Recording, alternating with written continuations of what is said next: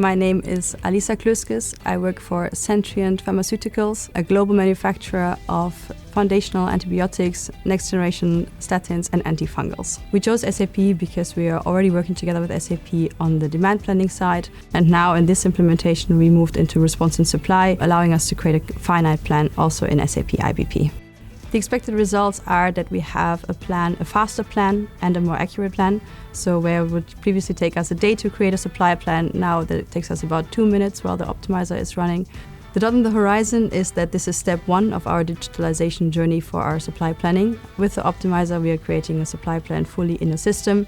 I expect that in the future, I will also want to integrate an inventory management module, for example, to create an even better planning in IBP supply.